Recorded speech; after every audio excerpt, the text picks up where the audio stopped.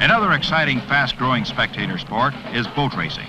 Here at San Diego, California, boats are dropped into the water for a hydroplane race. One of the boats, Chrysler Crew, is powered by two Chrysler engines putting out about 2,000 horsepower. Most hydroplanes use Allison 16-cylinder aircraft engines. Hydroplanes are capable of running at over 200 miles per hour on the water. Once the hydro gets up to speed, it's traveling on a cushion of air. Only 3 points touch the water.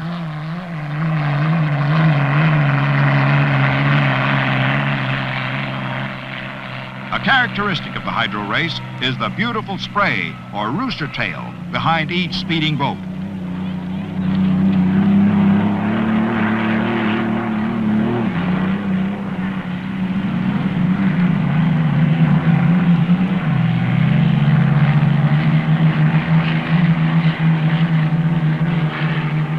Some of the leading auto race drivers and even astronauts have tried this sport, but the racing is dominated by men like Bill Schumacher, Jim McCormick, Bill Starrett, Walter Cade, Bill Muncie.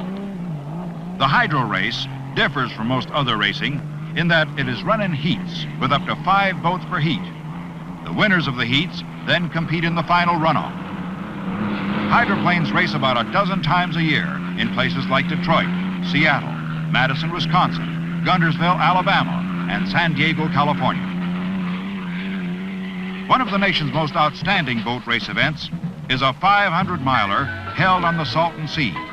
This large body of salt water is far inland from the ocean, near the desert community of Palm Springs, California. Top names in speedboat racing compete here like Rudy Ramos, Mike Wallace, John Merritt, and Pete Rothschild. The outboard entries start first. And after a 1-minute interval, the inboards take the start flag. The faster inboards soon overtake the outboards. The Salton 500 is an annual event, now in its 7th year. It runs for 2 days over a distance of about 250 miles each day. The inboards are powered by Ford, Chevrolet, and Chrysler engines. They develop about 1,000 horsepower and can do 80 miles per hour over the water. Both outboards and inboards compete for $25,000 in prize money.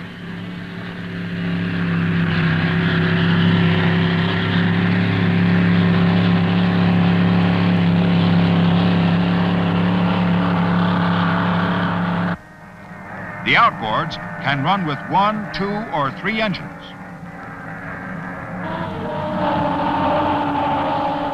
The winner of the Salton 500 the last 2 years in a row was Mike Wallace in Tiny Tim. Each type of racing has its own fan, sometimes depending on the area in which you live. Stock car racing, which originated in the Southeast, is a multi-million-dollar business. Top-name USAC drivers compete against famed NASCAR drivers in the Yankee 300, held at Indianapolis Raceway Park. These cars are current models, like you'll see on the street, but they are different. They're filled with safety features, roll bars, safety harness, seat belts, tied down trunks and doors, and the driver wears a helmet and fireproof clothing. Look out, there's a fire!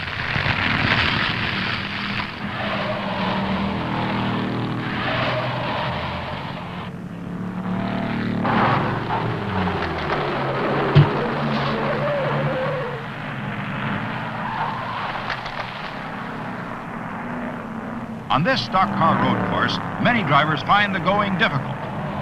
Anyone can lose it, as does Parnelli Jones in car number 15 in this tight turn. Parnelli has had the lead since early in the race. He comes in for a pit stop.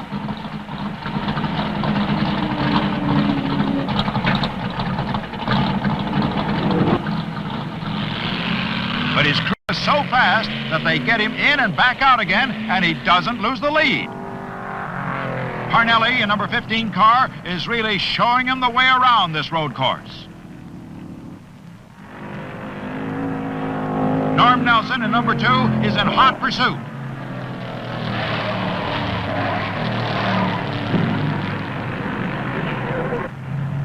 Just a few laps from the end of the race, Parnelli slows a bit, and number 2 takes the lead.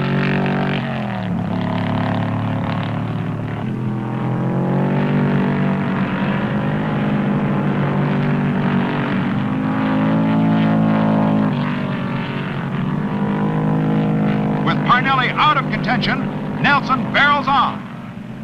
He takes the checkered flag to win the Yankee 300. It all goes to prove once again that the race is never won until you take that checkered flag and make it into the winner's circle. Sports car racing has also grown from amateur club racing, as typified in this old race footage at Torrey Pines, California, to sophisticated, well-organized events that attract professional drivers from all over the world.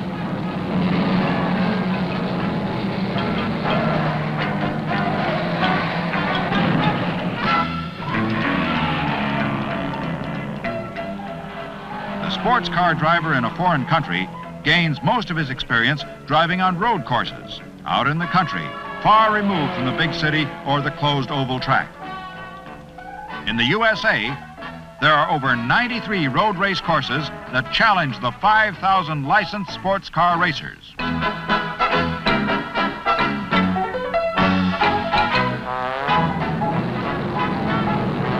In organized racing, the novice can not only gain invaluable experience, but he can share plenty of spills and thrills along with it, like negotiating a tight turn with 20 others at Laguna Seca.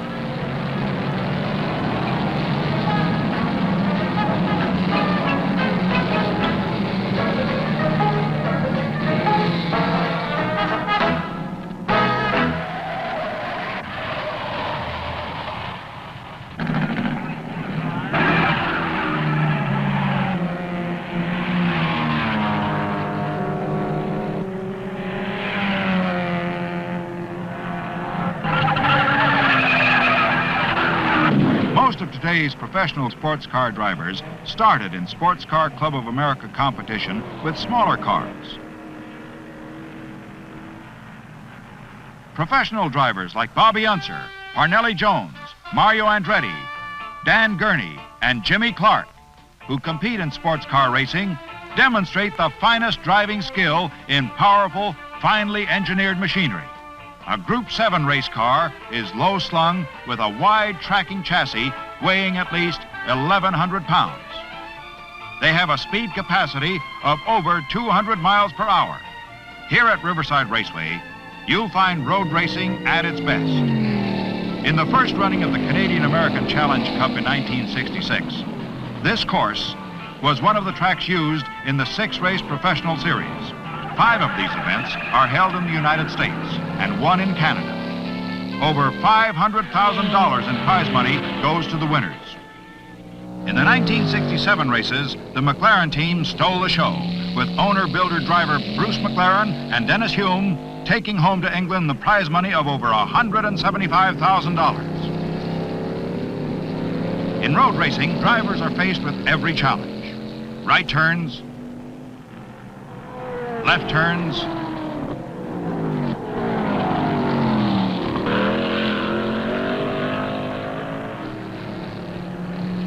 tight turns, and one can lose it coming out of a turn. These races are usually 200 miles in length, and it takes a combination of driver skill and a well-prepared car to finish in the money. The Monterey track, like Riverside, is one of America's most beautiful road race courses. In the first running of the Can-Am Series race at Monterey, Jim Hall and his famed Wing Chaparral was a familiar sight on the circuit.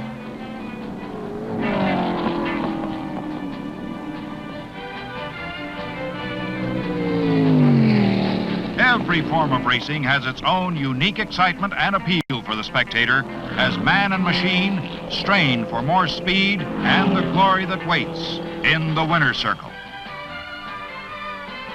Fame and fortune have come to professionals like Roger McCluskey, Mario Andretti, and Dan Gurney. But these champions have also tasted defeat, frustration, and disappointment. However, there's always another day, another race, with drivers vying for that extra mile per hour or split second of time that makes up the circle of racing.